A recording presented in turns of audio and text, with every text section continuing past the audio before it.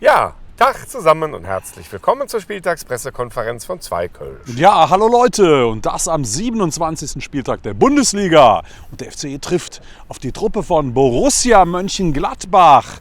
Und das ist ja, wie ihr alle wisst, ein etwas ländlicher, ein etwas dörflicher Gegner.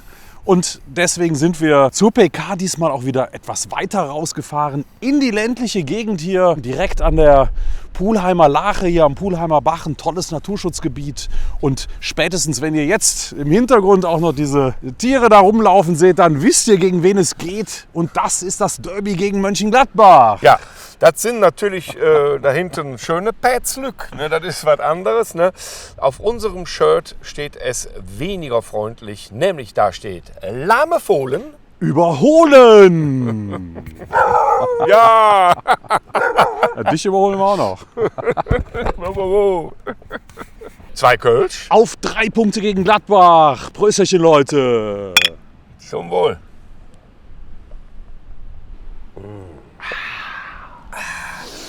Ja, warum lahme Fohlen? Ne? Warum sind wir so dreist und behaupten, dass wir lahme Fohlen sehen? Weil wir realistisch sind und weil wir natürlich in dieser Saison nicht nur die Spiele des 1. FC Köln verfolgt haben, sondern auch die der Gladbacher.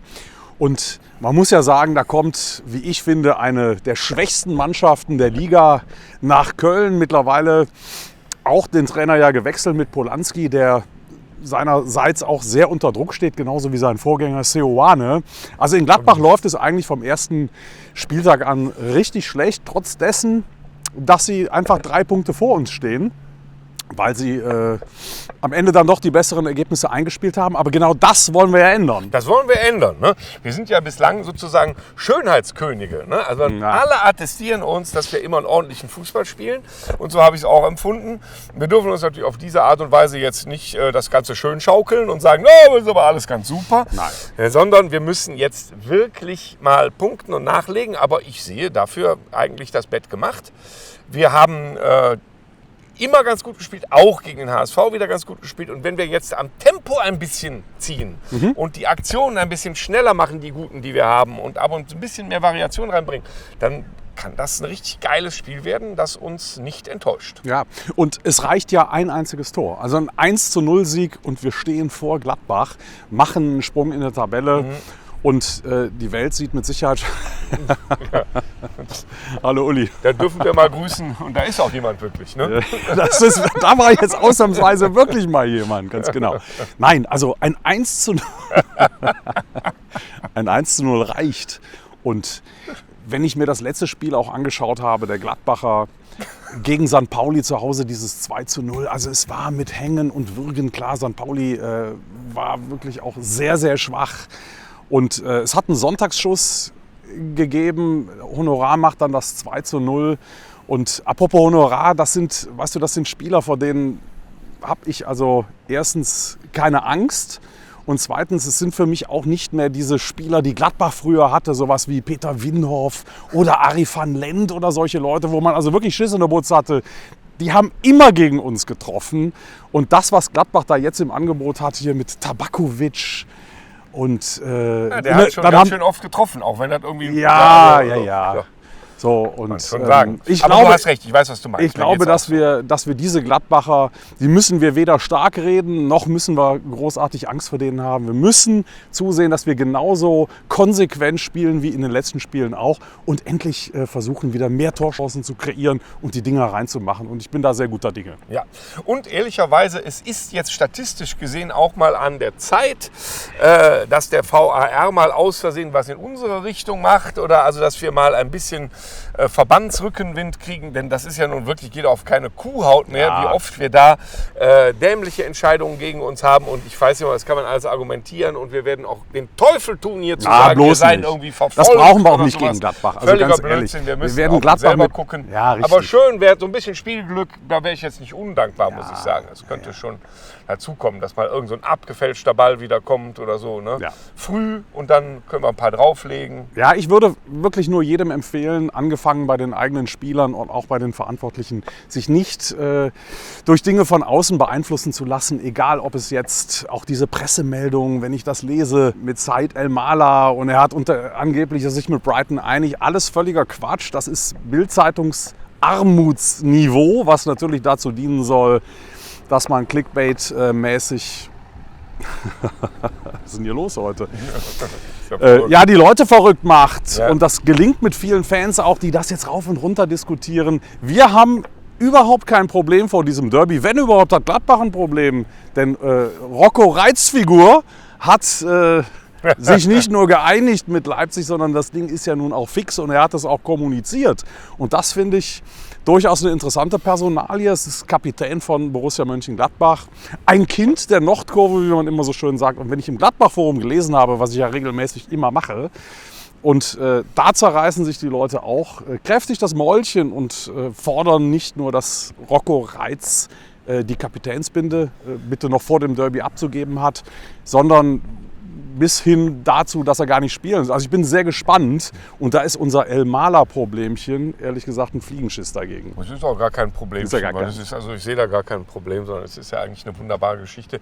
Er hat seine Leistung gezeigt, er arbeitet mehr nach hinten, er hat jetzt ein Kopfballtor gemacht. Also ich sehe lauter richtig geile Geschichten eigentlich und was da nächste Saison... Wobei er hat nicht trainiert heute, ne? Ja.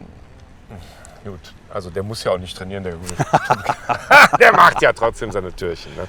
Und wenn nicht, wir haben nach vorne andere Leute, die auch stark waren. Sie haben es alle bewiesen schon. Kaminski hat auch nicht trainiert. Ja, jetzt hört er auf. Ja? Ich habe auch nicht trainiert und stehe trotzdem hier. Ja? So, also ich bin guter Dinge. Es ist ein mega, mega wichtiges Spiel, machen wir uns nichts vor. Ja? Also natürlich ist das so. Wenn wir da jetzt nicht gut dastehen und...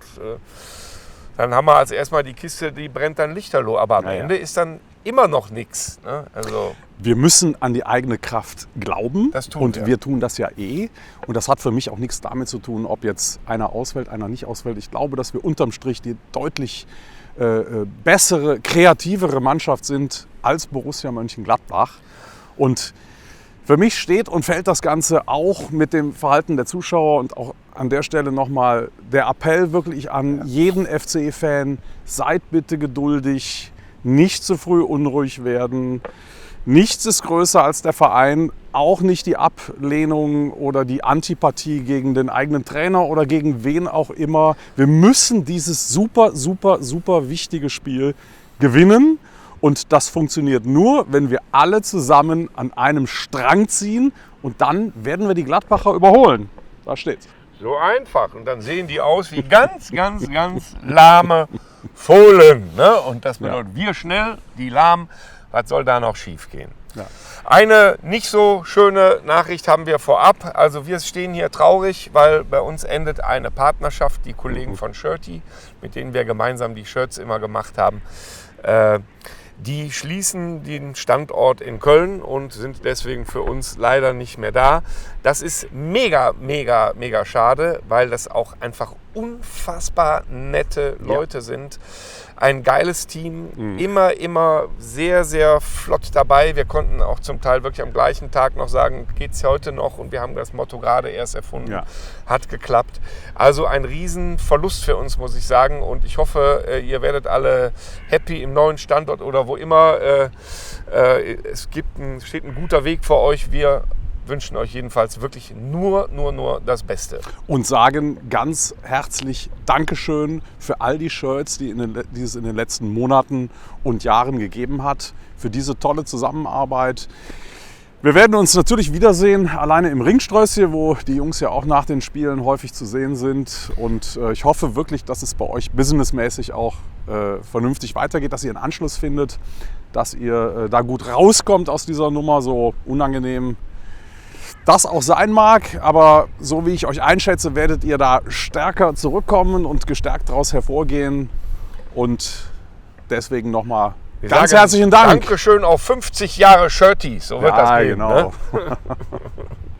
Zum Wohl, ihr Lieben. Den Rest, den sehen wir nicht im Ringströßchen, sondern wir sehen uns im Müngersdorfer Stadion am kommenden Samstag 15:30 Uhr. Es ist einfach, es wird der Showdown, es wird Emotionen geben, noch und nöcher. Also ich freue mich mega auf dieses Spiel und hoffentlich, und ich bin überzeugt, mit einem guten Ende für den 1. FC Köln.